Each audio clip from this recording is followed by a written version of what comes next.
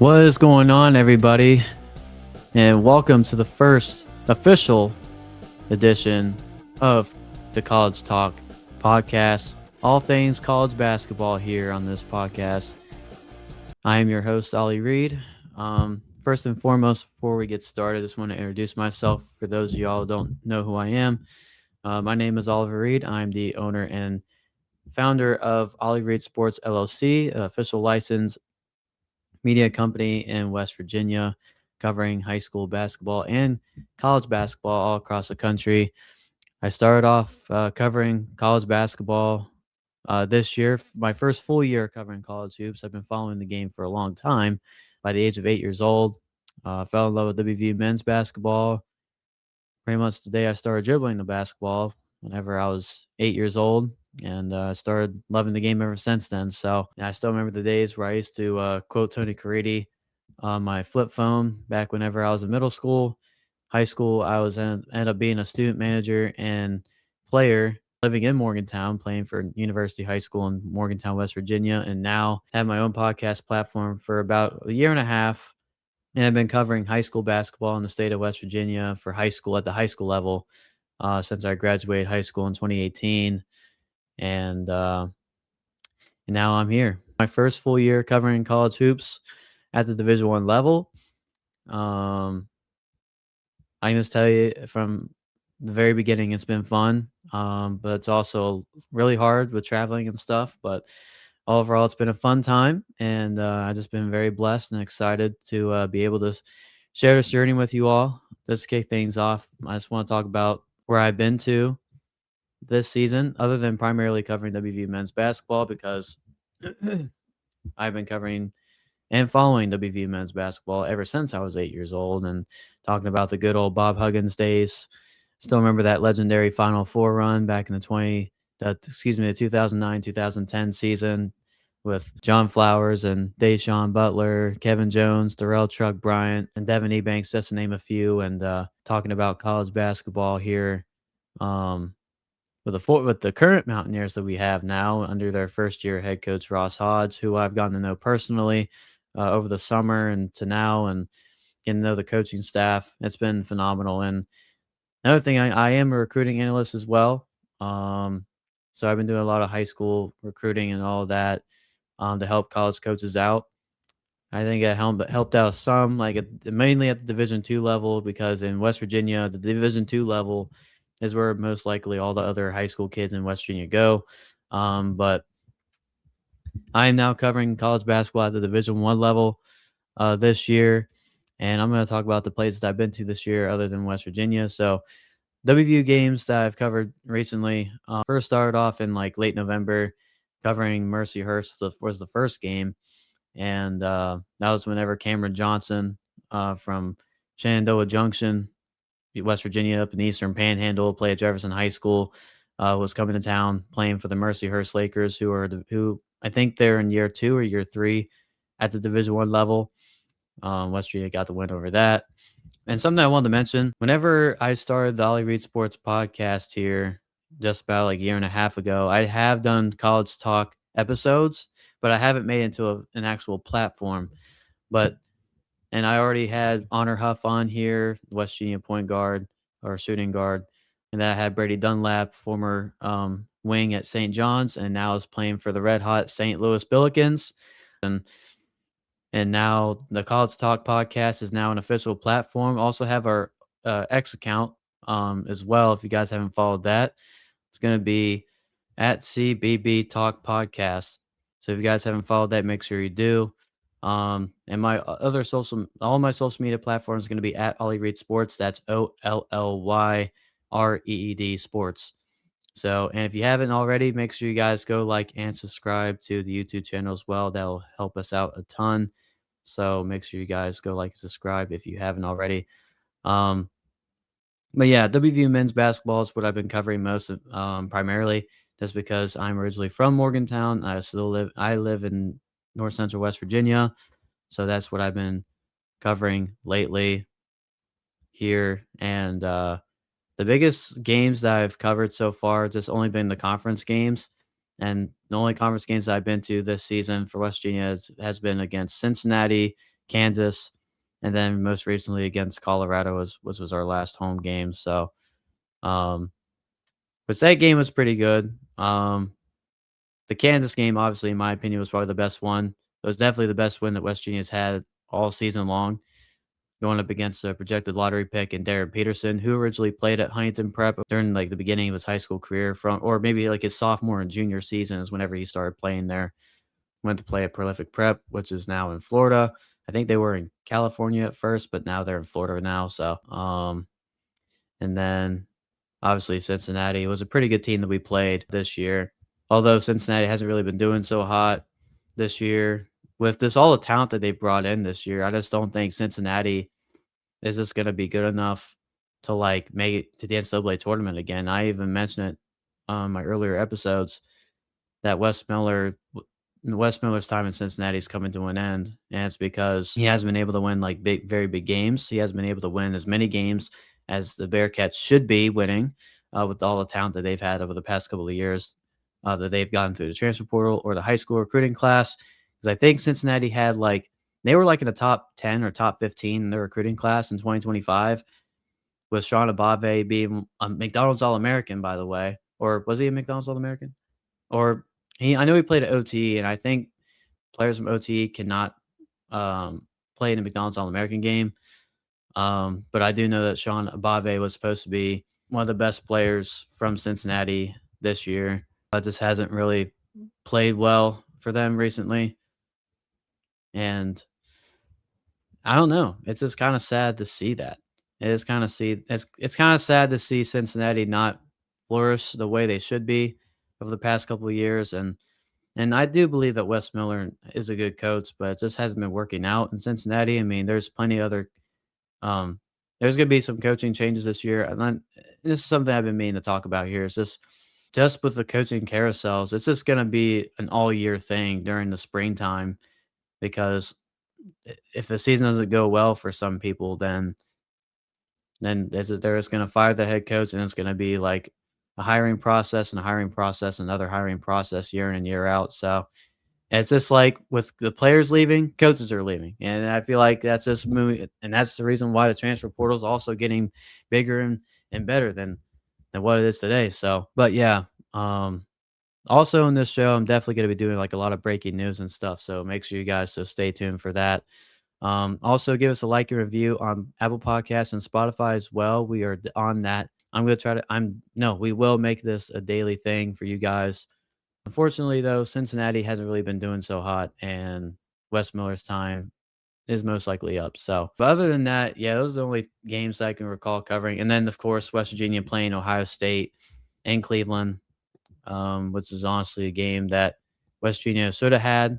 But they lost by 6. They were up by 16 points in that game, right in the second half, actually, before two overtimes later, Bruce Thornton, All-American guard at Ohio State, just goes crazy in the very last minutes of the game. So very difficult to deal with that. But West Virginia's been doing pretty good, even though they just got blown up by Arizona. But they still got 2 games with K-State and Baylor coming up, so it'll be a fun matchup in those next couple of days, with K-State coming to Morgantown tomorrow, and then Baylor playing the Mountaineers on Saturday.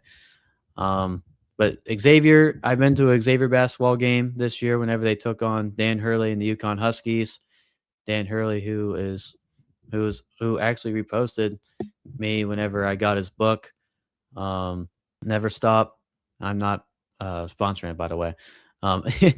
But yeah, I got to see Dan Hurley get to cover that game. Xavier was a fun place to be at. Unfortunately, they did not get the job done against the Huskies, which in my opinion, UConn is the number 1 team in the Big East. I mean, they have so many weapons. Just seeing them in person, just made me realize like this, other than Arizona, this might be the other best team in the country. With Braylon Mullins, really good sharpshooter, freshman. Other than pretty much like Liam McNeely, really good spot up shooter. Can get downhill and transition and cut to the basket when needed, and this provides that spark that UConn definitely needs. And they also got a lot of weapons, obviously, with Captain America himself, is what Dan Hurley refers to him, Alex Caravan. along with Solo Ball, who's been a veteran guard for UConn over the past couple of years, and then Terrace Reed, the transfer forward from Michigan, who's had a terrific year this season for the Huskies. So just getting to see that team in person just made me realize, I mean, UConn is one of the best teams, not just in the big, not they're not just the best team in the Big East. They are one of the best teams in the country, and I can see Dan Hurley and the Huskies moving forward to the Final Four in April this year.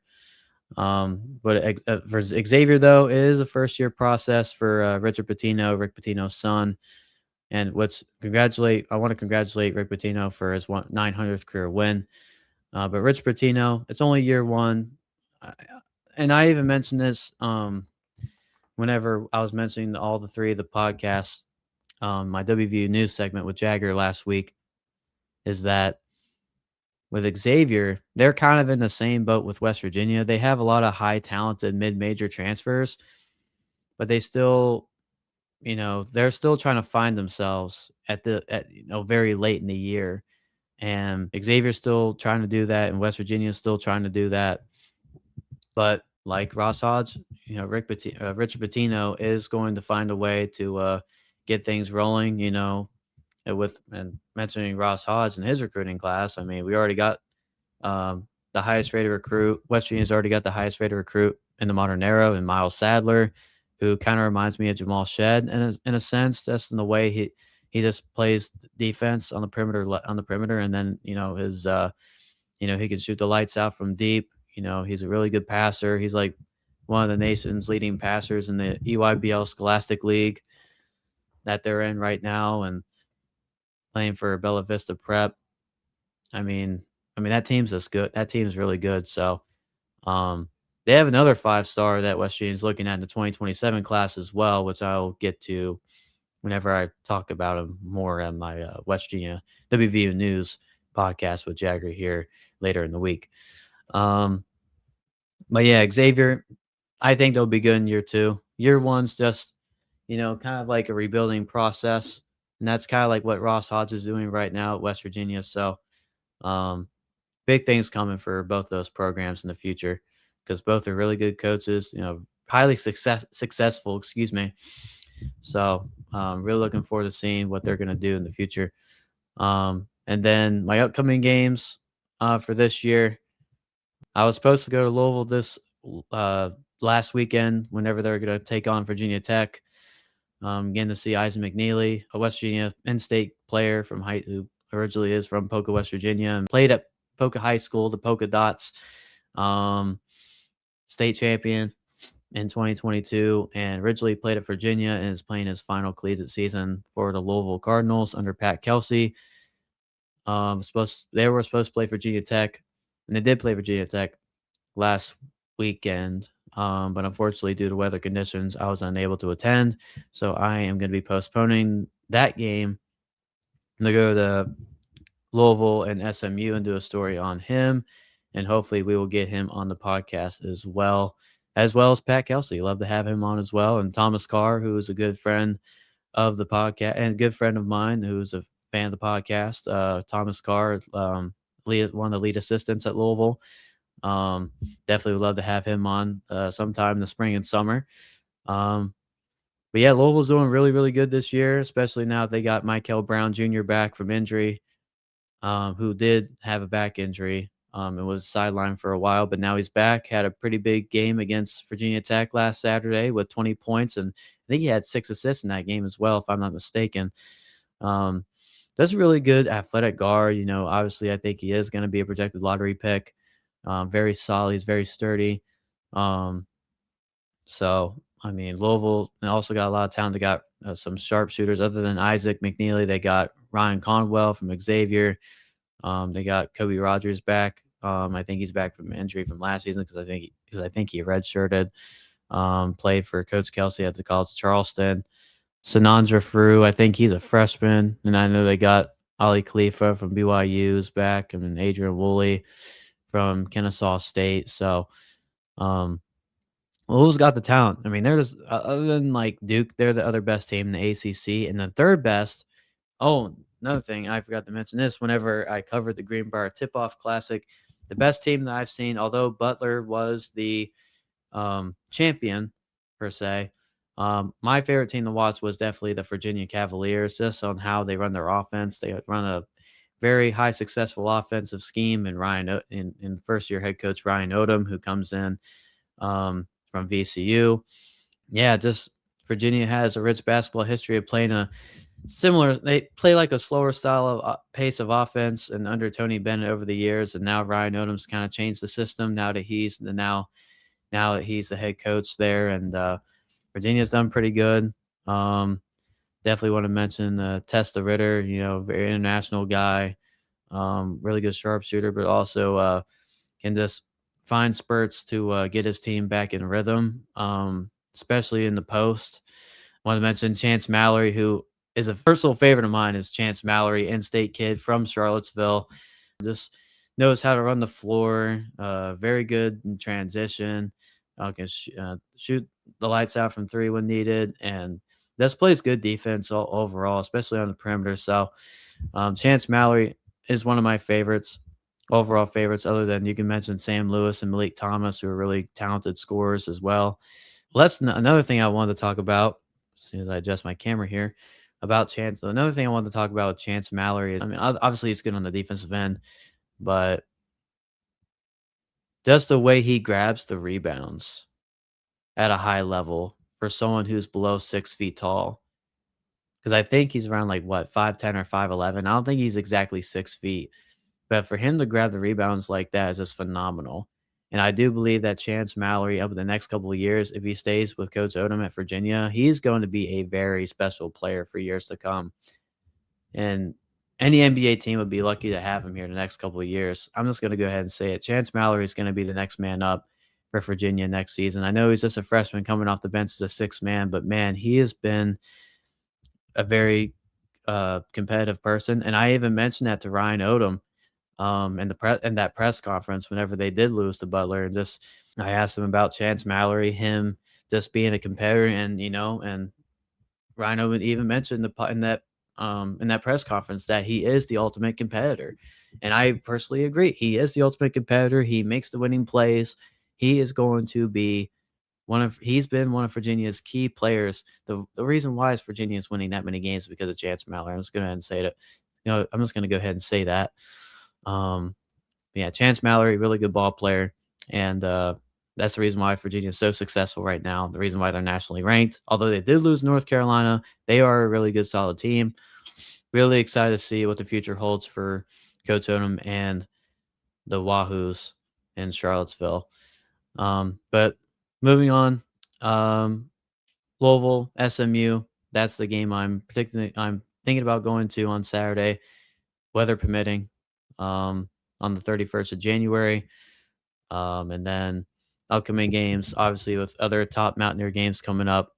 West Virginia's gonna be playing Texas Tech on Sunday, February the 8th. Ross Hodge going up against his old head coach that he used to coach with at North Texas, Grant McCasland, in Morgantown at Hope Coliseum. So that'll be very exciting to watch. And then the Saturday after that, actually the day before that, hold on, before I get to the other game I was about to mention, the very red hot Miami, Ohio Redhawks are going to be playing at the Cam Henderson Center in Marshall, in Huntington, West Virginia, as they take on the Marshall Thundering Herd on Saturday, February 7th, as part of the Sun Belt MAC Challenge. So I will be in Huntington for that game on Saturday, February 7th, before heading to Morgantown for the WVU Texas Tech game. But the next Saturday after that, on Valentine's Day, I do plan on being in Ann Arbor covering the Michigan UCLA game. Although UCLA hasn't really been doing as hot as projected, they do have a lot of talented guards, notably in Donovan Dent, the transfer from New Mexico, and Sky Clark, and along with Xavier Booker, the center, and Tyler. UCLA still has a lot of guys that can compete at a high level. But Michigan, other than the teams that I've already mentioned with Arizona and UConn, Michigan has been like one of the best teams in the country, just in terms of their size. And that's another thing I forgot to mention about Arizona, is just their size. that they have, and that's the reason why nobody's been able to compete with them recently, just because of all the size they have, and not only just because of talent, just because they're just kind of like one of the bigger teams in all of college basketball. So you got to put that into perspective, and but just to see Michigan play at a high level they've been playing over the past couple months, with dominating wins over Gonzaga and the Players Era Festival in Las Vegas, um, to like just dominating their competition, the Big Ten. And I'm just gonna go over their schedule right now if I can find it here. There we go. Um, looking on Ken Palm right now, uh, played San Diego State. I think that was in Las Vegas in the Players Era. Won 94-54. Played Auburn 102-72. Then played Gonzaga for the Players Era Championship and won 101-61. I mean, you couldn't tell me during that season that Michigan deserves to be the number one team in the country after that. So, but yeah, Dusty May has done an incredible job with this team. Yaxel Lendeborg has been one of the best players in the Big Ten, just with his athletic prowess and just for with him getting to improve on his shot, especially from beyond the arc. Since I think he shot a little bit from deep whenever he played at UAB under Andy Kennedy, but his offensive game has flourished under Dusty Mays' system. And they got a Day Mara, 7 foot forward, who's playing more like a point forward, kind of playing like Danny Wolf from last year. We all saw Danny Wolf, his transition from Yale to Michigan the year prior, or from last season. And for him and for A.Day Mara to kind of do what A.Day Mara's been doing, what Dusty Wolf did last season is really major for the Wolverines. And Elliot Cadeau coming in from UNC didn't really do so hot for the Tar Heels of his past few years, but now playing for Coach Dusty May, he's been able to flourish more into more of a point guard spot. He's been able to get his shots off, find the right guys, and talk about Morez Johnson too, man. That big 6'10" guy. I think he's 6'9", 6'10", but his ability to like just control the game in the post has just been phenomenal, and he's just been playing so well. What he, better than what he did last year at Illinois. Um, so yeah, Dusty May has put up a pretty good team. They have a pretty good recruiting class coming in as well next season. So very interesting to see what Michigan will do down the road, and that's the team I'll get to see play. Michigan and UCLA on on February 14th. So very excited for that one. And then lastly, other than West Virginia taking on Texas Tech, get to see him play BYU. Get to see AJ DeBonsa, another projected lottery pick in the 2026 NBA draft. Then getting to see Rob Wright and Reggie Saunders and Kiba Kita and all the talent that BYU has this year. And then lastly, getting to see my former high school basketball teammate, Caden Matheny, play his senior night for the Liberty Flames as they are going to be playing against the Sam Houston Bearcats. Bearcats with a K, not with a C. So yeah, that's pretty much my whole like college basketball slate for the rest of the year and before March Madness begins. So, but I am very excited to start off this podcast journey with you all. I don't really have any specific questions. I knew I had other things written down here about like midseason Power Five favorite surprises and all that. But I think that's something I'll talk about with somebody here another time. But just wanted to go ahead and say to all the people out there, thank you so much for supporting this channel. Um, I would encourage you once again to please go like and subscribe to the YouTube channel if you haven't already. We want to make this a consistent daily thing for you, the college hoop fan, and for the people who love what I like to say. Like I said, I want to do this for a living. This is something that I've always dreamed of doing, and this is only year one for me, really. Even though I've been covering basketball for a long time, like ever since I was, like I've mentioned before, since I was 8 or 9, just watching WVU men's basketball as a kid. This is something that I just grew up want to do. First and foremost, all I wanted to do is I wanted to play in the NBA because I thought I was gonna be 6'6" and tall, but I'm 6 feet and can barely dunk like I used to because I used to dunk. those y'all don't believe me, I'll show y'all some highlights. But but but basketball is something that I really do care deeply into, not just at the college level, but the high school level as well. And I've done it with these kids at the high school level here in the state of West Virginia, and also done it on a national circuit. You know, going to my first ever college basketball, well, going to my first ever shoe circuit event last in July at the Adidas 3SSB Nationals in Rock Hill, South Carolina, and me getting to meet with some of the best in college basketball. Getting to meet Matt Painter, the head coach of Purdue. I met Pat Kelsey from Louisville, Dusty May from Michigan, and that's even how I got connected with the WVU staff, with Phil Forte being there, the WVU one of the lead assistants there at West Virginia, and I think and also getting to meet Kelvin Sampson at Houston and Mark Pope at Kentucky, and it's just been phenomenal just getting to meet them and getting to see like what they know. And this is like I said, this is basically year one for me doing this on a national level. So, but like I said, I'm just a kid from North Central West Virginia with autism, just trying to make a difference in the college basketball world and the high school basketball world, not just locally and statewide, but like nationally on a nationwide circuit. So I do appreciate everyone that's been a part of this journey, and will continue to be a part of the journey. Um, but yes, the College Talk podcast is the all things college basketball podcast. We're going to try to bring high school, any college coach, like whether that's head coach, assistant coach, director of operations, GM, you name it, or any college player. We're going to try to we're not saying try, we will bring college basketball players and coaches here on the podcast, along with national reporters, which I've already been in talks with a few of them. So you will see them on this show as well. So, but I think that's going to wrap it up here. I just want to thank y'all so much for tuning in. Like I said, hit that like, subscribe button on that YouTube video so we can make some more content, so we can start doing this, making a living out of this. And also, if you're listening via audio, via Apple Podcasts and Spotify, make sure you guys give us a like and review on that as well. But that's going to do it for me here live from my home base in North Central West Virginia.